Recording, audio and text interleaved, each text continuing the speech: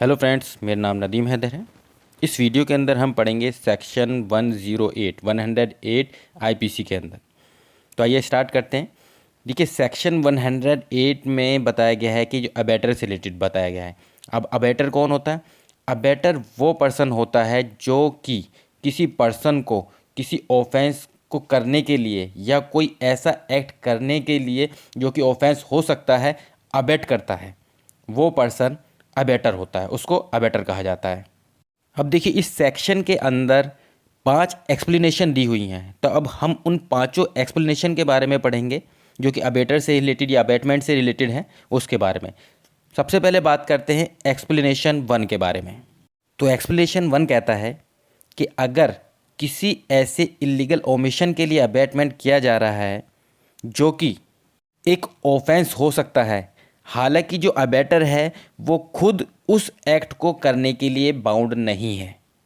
कहने का मतलब ये है कि जो अबेटर है, जो पर्सन अबेट कर रहा है, वो किसी पर्सन से कहता है कि आपको ये कार्य नहीं करना है, और वो कार्य जो है अगर वो नहीं करेगा तो वो इलीगल होगा। मतलब कि उसकी ड्यूटी है, जिस पर्सन को अबेट किया जा रहा है वो उसकी ड्यूटी है, वो बाउंड है उस कार्य को करने के लिए। एग्जाम्पल के तौर पे अगर बात करें हम, सपोज करिए कि कोई पुलिस ऑफिसर है। अब पुलिस ऑफिसर का काम है उस पर्सन को जो एक्यूज्ड है, अभियुक्त है, उसको अरेस्ट करना। पर जो अबेटर है वो पुलिस ऑफिसर से कहता है कि आप इसको अरेस्ट मत कीजिए। तो उस ड्यूटी को या उस काम को करने के लिए जो जिम्मेदारी है वो किसकी है? उस पुलिस ऑफिसर की है। हालांकि जो अबेटर है, जो उसको अबेट कर रहा है पुलिस ऑफिसर को, वो बाउंड नहीं है उस एक्ट को करने के लिए। उस केस में भी जो अबेटर है वो अबेटमेंट का दोषी माना जाएगा। अब बात करते हैं एक्सप्लेनेशन 2 के बारे में। जो एक्सप्लेनेशन 2 है वो कहता है कि अबेटमेंट का गिल्टी होने के लिए ये ज़रूरी नहीं है कि जो एक्ट अबेट किया गया है या जिस एक्ट से रिलेटेड अबेट किया गया है वो हो ही जाए, कमिटेड हो जाए, या फिर वो तैयार हो जाए जिसको अबेट किया गया है। तो मतलब कि अगर आपने किसी पर्सन को सिर्फ अबेट कर दिया कोई ऑफेंस करने के लिए, अब वो पर्सन उस एक्ट को, उस ऑफेंस को करे या ना करे, तब भी आप अबेटमेंट के गिल्टी पाए जाएंगे, तब भी आपने अबेटमेंट का ऑफेंस कर दिया। एग्जाम्पल के तौर पे ए बी को उकसाता है, इंस्टिगेट करता है कि वो सी का मर्डर कर दे, पर बी जो है रिफ्यूज़ कर देता है, मना कर देता है ऐसा करने के लिए। ए है वो अबेटमेंट का अपराधी माना जाएगा। मर्डर के मतलब कि मर्डर के लिए उसने अबेट किया है बी को, तो उसका वो अबेटमेंट के लिए जिम्मेदार होगा। अब बात करते हैं एक्सप्लेनेशन 3 के बारे में। तो एक्सप्लेनेशन 3 कहता है कि ये ज़रूरी नहीं है कि आप जिस पर्सन को अबेट कर रहे हैं वो पर्सन कैपेबल बाय लॉ हो उस ऑफेंस को कमिट करने के लिए, या फिर उस पर्सन की भी सेम इंटेंशन या सेम नॉलेज हो जो अबेटर की है उस ऑफेंस को करने के लिए। सीधी सी बात है कि इस बात से कुछ भी फ़र्क नहीं पड़ेगा कि जिस पर्सन को आप अबेट कर रहे हैं वो कैपेबल पर्सन है या अनकैपेबल पर्सन है। अनकैपेबल पर्सन माने कि जैसे माइनर है, वो ल्यूनेटिक है, तो उससे फ़र्क नहीं पड़ेगा। आपने अबेट किया है तो आप अबेटमेंट के लिए दोषी पाए जाएंगे, गिल्ट माने जाएंगे। एग्जाम्पल के तौर पे अगर बात करें, आपने किसी बच्चे को पकड़ा जिसकी उम्र जो है 6 साल है। अब आपने उस बच्चे से कहा कि आप उसके खाने में जाके चुपके से जहर मिला दीजिए। अब आप ये नहीं कह सकते कि वो तो बच्चा था, कानून से वो बच्चा जो है वो तो निर्दोष साबित हो जाएगा क्योंकि उसकी उम्र 7 साल से कम है। पर आप फिर भी अबेटमेंट, क्योंकि आपने अबेट किया है, चाहे वो माइनर हो या कैपेबल होता, मतलब कि मेजर होता, तब भी आप अबेटमेंट के लिए दोषी माने जाएंगे। तो जिस पर्सन को आप अबेट कर रहे हैं इससे कुछ फ़र्क नहीं पड़ता कि वह पर्सन कैपेबल पर्सन है या अनकैपेबल पर्सन है, या उसकी भी सेम इंटेंशन या उसको भी सेम नॉलेज है जो आपको है, तो इससे कोई भी फ़र्क नहीं पड़ता। अब बात करते हैं एक्सप्लेनेशन 4 की। तो एक्सप्लेनेशन 4 कहता है कि अगर आप किसी ऑफेंस की अबेटमेंट करते हैं, किसी ऑफेंस से रिलेटेड अबैटमेंट करते हैं तो वह एक ऑफेंस माना जाएगा, अपराध माना जाएगा। और जो अबैटमेंट की भी अबैटमेंट आप कर रहे हैं, abatement of such an abatement is also an offence, वो भी ऑफेंस माना जाएगा। अब इसको एक एग्जाम्पल के थ्रू समझते हैं।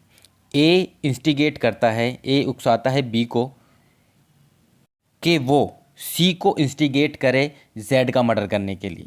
अब बी जो है वो सी के पास जाता है, उसको इंस्टिगेट करता है, उसको उकसाता है, उसको प्रोवोक करता है कि वो जेड का मर्डर कर दे। अब जो सी है वो जेड का मर्डर कर देता है, तो बी जो है वो लायबल होगा अबैटमेंट के लिए, मर्डर के अबैटमेंट के लिए, क्योंकि बी ने सी को इंस्टिगेट किया है जेड का मर्डर करने के लिए। मतलब ए ने डायरेक्टली सी को इंस्टिगेट नहीं किया है, अबैट नहीं किया है, ए ने किसको किया है, बी को। तो ए भी जो है वो लायबल होगा सेम पनिशमेंट के लिए जो बी को मिलेगी, बी को मिलेगी सी को इंस्टिगेट करने के लिए, उसको उकसाने के लिए, उसको अबैट करने के लिए। तो अबैटमेंट की अबैटमेंट भी ऑफेंस मानी जाएगी और उसके लिए भी सेम ही पनिशमेंट मिलेगी। अब बात करते हैं एक्सप्लेनेशन 5 की। जो एक्सप्लेनेशन 5 है वो कॉन्स्पिरेसी से रिलेटेड है।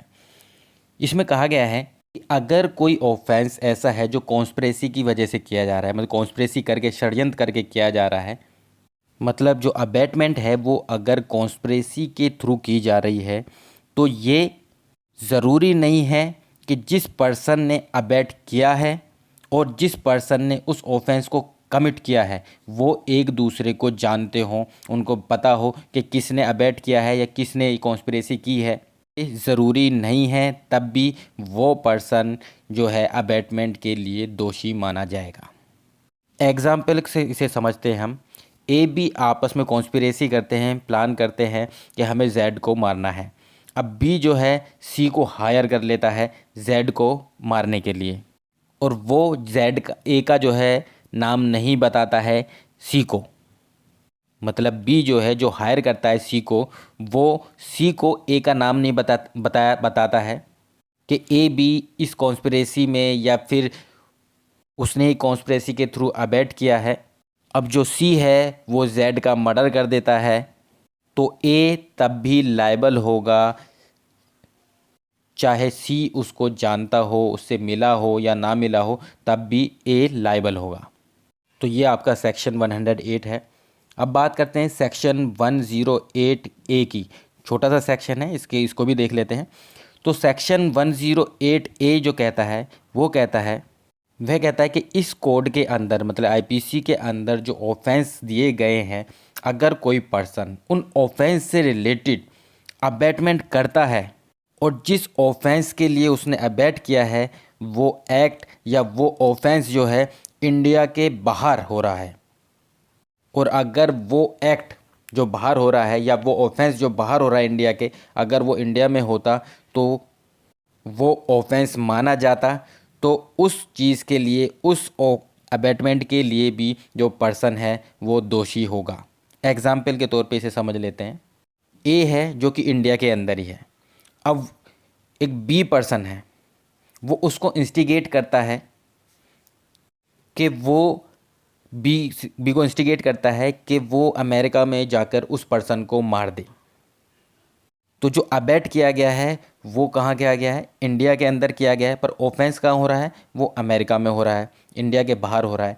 तब भी जो ए है वो अबैटमेंट के लिए दोषी माना जाएगा, मर्डर के अबैटमेंट के लिए दोषी पाया जाएगा। तो इस वीडियो के अंदर इतना ही।